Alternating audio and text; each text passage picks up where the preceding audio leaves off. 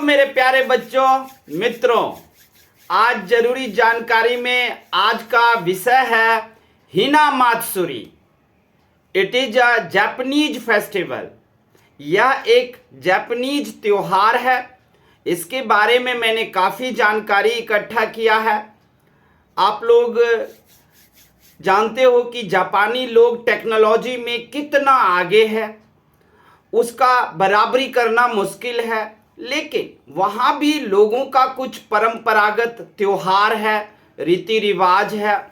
शायद पूरी दुनिया उसे कहे कि ये अंधविश्वास है, और ये भी कहे कि जापानी लोग इतना ज़्यादा टेक्नोलॉजी में आगे होने के बावजूद भी क्या इस तरह के अंधविश्वास को चलाते हैं, इस तरह के अंधविश्वास पर बिलीव करते हैं, ऐसा आप लोग कहोगे। लेकिन मैं अगर एक बात बता दूं कि अंधविश्वास ही इस पृथ्वी को बचा कर रखा हुआ है।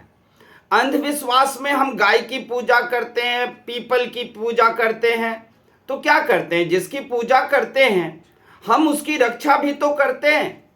इसलिए पृथ्वी पर अगर साइंस है तो साइंस ने तो पूरी तरीके से पृथ्वी को बर्बाद कर देना चाहती है, लेकिन अंधविश्वास ही ऐसा है जो आपको पृथ्वी के सभी जीव जंतु और पेड़ पौधों को बचा कर रखने में मदद कर रहा है।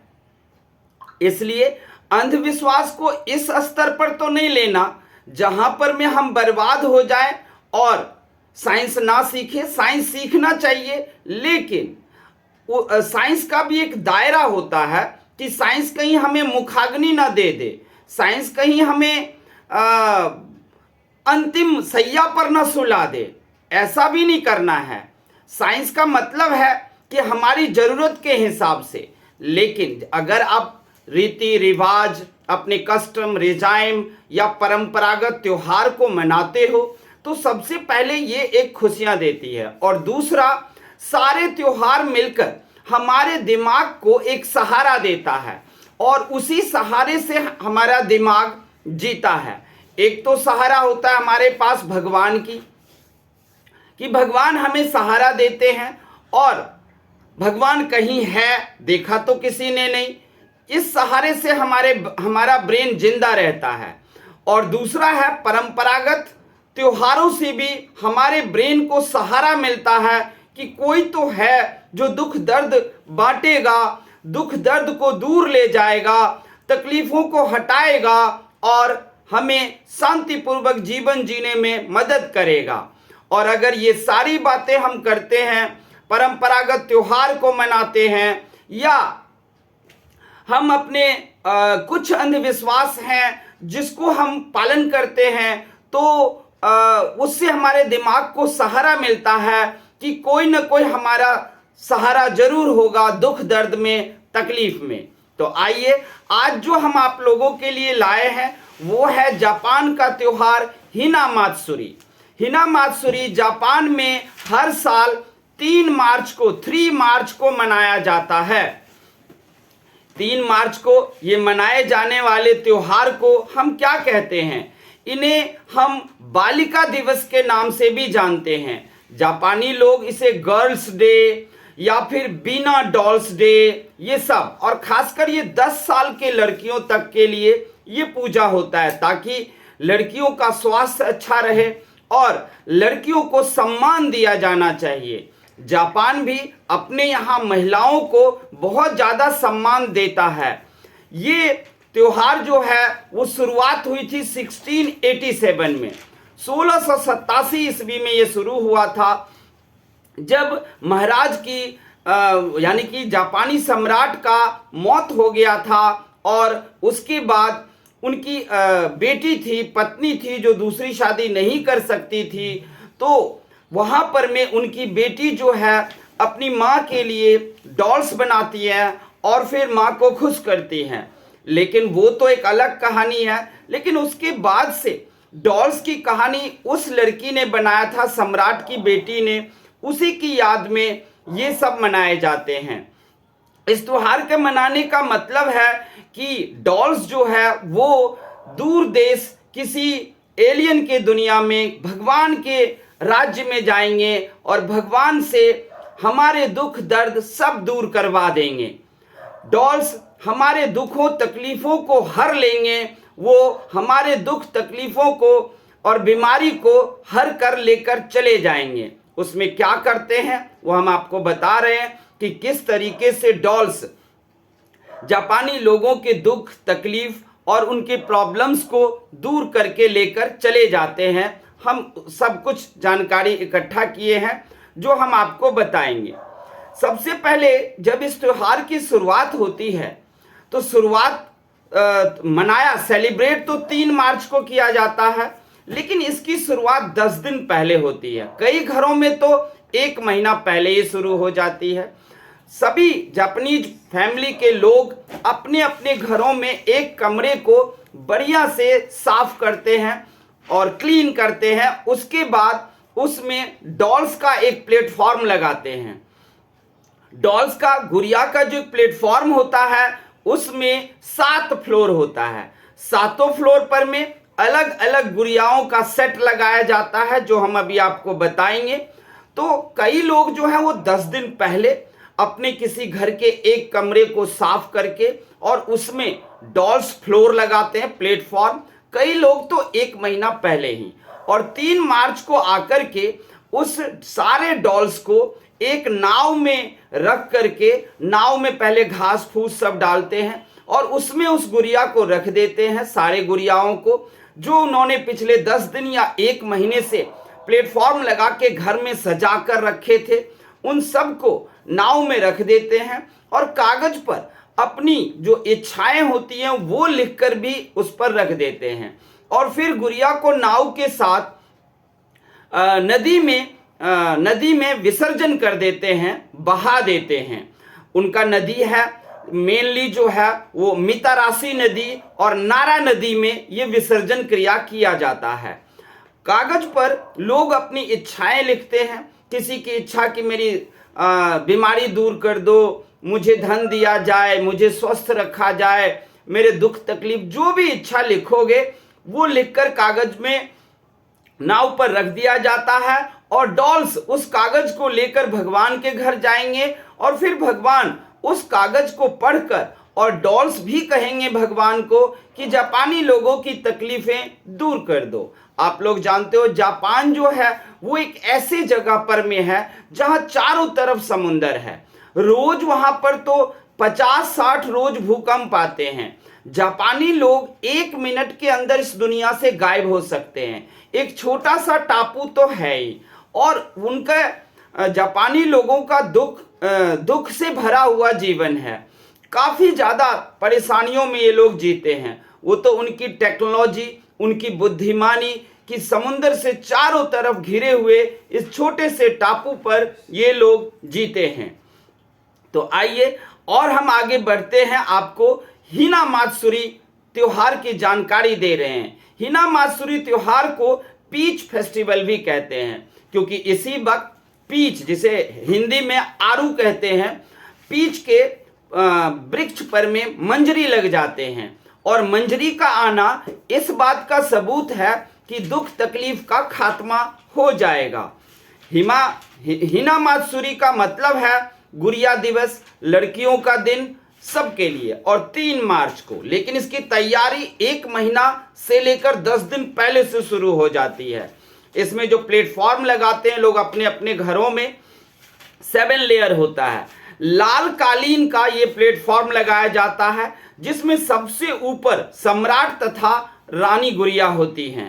नीचे के फ्लोर पर में अलग अलग तरह के लोग होते हैं, परिचायक होते हैं, संगीतकार होते हैं। तो हम आपको बताते हैं कि पहले फ्लोर पर कौन होता है। फर्स्ट फ्लोर पर सम्राट और महारानी की गुड़िया रखे जाते हैं, लेकिन एक बात, बाएं और दाएं देखकर रखे जाती हैं। रानी को सम्राट के बाईं ओर रखा जाता है, जो आप हमारे हिंदुस्तान में भी ये प्रचलित है कि रानी सम्राट के बाईं ओर ही बैठती हैं। या फिर आप शादी ब्याह में भी देखोगे कि रानी को या दुल्हन को बाएं ओर ही बिठाया जाता है। तो डॉल्स का जो प्लेटफॉर्म है उसके पहले प्लेटफॉर्म पर में सम्राट और रानी को रखा जाता है। सेकंड फ्लोर पर में 3 कोर्ट में महिलाएं होती है जो परिचायक का काम करती हैं। इसके अलावा थर्ड फ्लोर पर में 5 म्यूजिशियन डॉल्स को रखे जाते हैं जो राजा के लिए म्यूजिक बजाएंगे और उनको मनोरंजन देंगे। फोर्थ फ्लोर पर में है 2 मंत्री, जो सम्राट के 2 मंत्री होते हैं, वो महाराज को तरह तरह के मशविरा और सलाह देने का काम करेंगे। फिफ्थ फ्लोर पर में है 3 नौकर, वो तीनों नौकर सम्राट, म्यूजिशियन और रानी सबकी जो भी जरूरतें होंगी उन जरूरतों को पूरा करेंगे, खाना पानी या अन्य जरूरतों को पूरा करेंगे, अर्थात सेवा देने का काम करेंगे। 6 और 7th फ्लोर पर में शादी के उपकरण रखे जाते हैं, ड्रेस बॉक्स होता है और एक बैलगाड़ी भी रखा जाता है। ये है 7वें फ्लोर की कहानी। इसके अलावा इस टाइम जो है वो कौन कौन से खाना बनते हैं इस त्योहार पर, तो इस त्योहार पर में सबसे प्रमुख जो है वो व्हाइट, ग्रीन और पिंक 3 तरह के चावल बनाए जाते हैं जिन्हें मोची कहा जाता है। इस फूड का नाम है मोची और इसे आरू यानी कि पीच के पत्ते में लपेट करके दिया जाता है। जब पीच के पत्ते में व्हाइट, पिंक या ग्रीन राइस को लपेट दिया जाता है तब उसका नाम हो जाता है सकुरा मोची, यानी कि सकुरा मोची फूड इस फेस्टिवल पर सबसे फेमस है। इसके अलावा जितनी भी लड़कियां होती हैं उनको एक स्पेशल ड्रेस दिया जाता है जिसका नाम है किमोनो। किमोनो ड्रेस को पहनकर सारी लड़कियां निकलती हैं, हाथ में अब एक एक डॉल भी रखती है और ये किमोनो ड्रेस जो है वो कई लेयर्स के हैं, मैनी लेयर्स हैं, इसमें कई लेयर्स की परतें होती हैं, वो ड्रेस पहनी जाती हैं। इसके बाद 3 मार्च को आवासीमा मजार पर में आवासीमा का एक कब्र है, जो कोई महान आत्मा थे, उनके कब्र पर हजारों लाखों की भीड़ इकट्ठी होती है। उसी सामने मितारासी नदी होती है और नारा नदी भी है। वैसे किसी भी नदी में कोई भी लोग इस फेस्टिवल को पूरा कर सकते हैं, जैसे कि हमारे देश में छठ पूजा होता है, किसी भी नदी तालाब के किनारे आप कर सकते हो। वैसे ही ये है हिना मात्सुरी कि आप किसी भी नदी के, लेकिन मेन नदी इसका है मितारासी नदी और नारा नदी। यहाँ पर में आवासीमा मजार पर में लाखों की भीड़ इकट्ठी होती है, सब अपने अपने घर से खाना लाते हैं, एक मेला लगता है। इस मेले में गुड़ियाएं भी बिक रही होती हैं, सब कुछ। लेकिन आज तो 3 मार्च को अंतिम हो जाता है, गुड़िया तो पहले ही खरीदे जा चुके हैं। आपको पता है कि हिना मात्सुरी फेस्टिवल में गुड़ियाओं का कीमत कितना होता है? गुड़ियाओं का कीमत होता है 18,000 रुपए से लेकर 1 करोड़ रुपए तक की गुड़िया होते हैं ये। और इन गुड़ियाओं को बनाने वाले को क्योटो बीना कहा जाता है। क्योटो बीना एक बहुत ही स्किलफुल, बहुत ही निपुण व्यक्ति होता है जो इन गुड़ियाओं को बनाने का काम करता है। डिफरेंट गुड़िया, सम्राट, रानी, ये सब, और हर घर के वासी, हर लोग कुछ न कुछ थोड़ी गुड़िया खरीदकर, और वो 7 प्लेटफॉर्म वाला अपने साफ सुथरे घर में एक स्टेज जरूर लगाते हैं। अब बारी आती है कि जब आवासीमा मजार पर में लाखों लोग इकट्ठा होकर अपना खाना खाते हैं, सब लोग वहां पर में मेला जैसा माहौल होता है, फेस्टिवल को पूरा कर लेते हैं। उसके बाद शुरू होता है एक नए प्रक्रिया की। उस प्रक्रिया का नाम है नगासी बीना। जब गुड़ियाओं को नदी में नाव पर रखकर बहाया जाएगा, विसर्जन कराया जाएगा, इस प्रक्रिया को नगासी बीना कहा जाता है। नगासी बीना में गुड़ियों को तैराया जाता है। सबसे पहले लोग क्या करते हैं कि गुड़िया के लिए भी नाव पर में बहुत सारे घास फूस रख देते हैं, उस पर गुड़िया, फिर कागज में अपनी इच्छाएं लिखकर रख देते हैं। उसके बाद गुड़ियाओं के लिए ये लोग विभिन्न तरह के जो फेस्टिवल पर खाना बनता है उस खाना को भी थोड़ा थोड़ा करके पत्ते पर, यानी कि पीच के पत्ते पर खाना रख देते हैं नाव पर। अब वो खाना कौन कौन सा है वो देखिए जो उस नाव पर रखे जाते हैं। वो खाना है सिरा जिसुमी, उसके बाद है क्लीम सूप और हिना अरारे। हिसी मोची और अमा जाके, ये 5 तरह के फूड हैं जो उनके नाव पर रखा जाता है और फिर उसको विसर्जन कर दिया जाता है। लोगों का मानना है कि गुड़िया, डॉल्स हमारे सारे दुख तकलीफ, सारे प्रॉब्लम्स को हल करके और दूर ले जाएंगे और फिर समुद्र के रास्ते से सारे डॉल्स गॉड के किंगडम में पहुंच जाएंगे, भगवान के राज्य में पहुंचेंगे और वहां पर पहुंचकर वो हमारे लिए भगवान से रिक्वेस्ट करेंगे, उनसे अनुग्रह करेंगे, उनको बताएंगे कि जापानी लोगों की सारी दुख तकलीफ दूर कर दो और खासकर लड़कियों की सारी तकलीफें दूर करो और लड़कियों के स्वास्थ्य को अच्छा करो।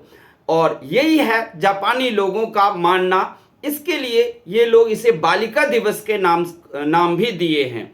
और बता दें कि इन गुड़ियाओं का जगह जगह पर आपको जापान में मंदिर भी दिख जाएगा।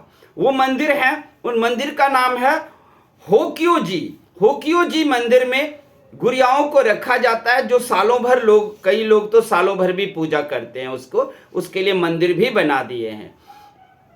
और यहाँ पर जो वाइट, ग्रीन और पिंक चावल का जो फूड है जिसको मोची कहते हैं, और जब उसको पीच के पत्ते में लपेट दिया जाता है तो उसे सकुरा मोची कहते हैं। ये बहुत ज़्यादा फेमस है यहाँ पर और कोई भी लोग जो हैं वो जाए यहाँ मनाए। मैं तो कहता हूँ हमारे भारत में भी इस तरह की बातें होनी चाहिए, क्योंकि आप लोगों को या दुनिया के लोगों को ये जरूर लगेगा कि कहीं ये अंधविश्वास तो नहीं है। अंधविश्वास कैसे होगा जी, क्योंकि जापानी लोग क्या उस अंधविश्वास में पढ़कर टेक्नोलॉजी साइंस पढ़ना छोड़ दिए हैं? या फिर आप जानते हो कि नैनो टेक्नोलॉजी में अगर आज कोई सबसे ज़्यादा आगे है तो वो जापानी है। जापान में 2000 स्टूडेंट नैनो टेक्नोलॉजी पर काम कर रहे हैं पिछले 20 साल से, और वो बहुत हद तक कामयाब भी हो गए हैं सारे स्टूडेंट नैनो टेक्नोलॉजी में। तो इस तरह के त्योहार को मनाना किसी अंधविश्वास को नहीं दिखाता, ये दिखाता है हमारे खुशियों को, हमारे ब्रेन मस्तिष्क के सपोर्ट को दिखाता है। क्योंकि हमारा ब्रेन बहुत इंटेलिजेंट है, लेकिन इस ब्रेन को एक खास जरूरत पड़ती है और वो है सहारा। चाहे आप भगवान हो या ना हो, लेकिन भगवान नाम का सहारा हमारे इस ब्रेन को चाहिए।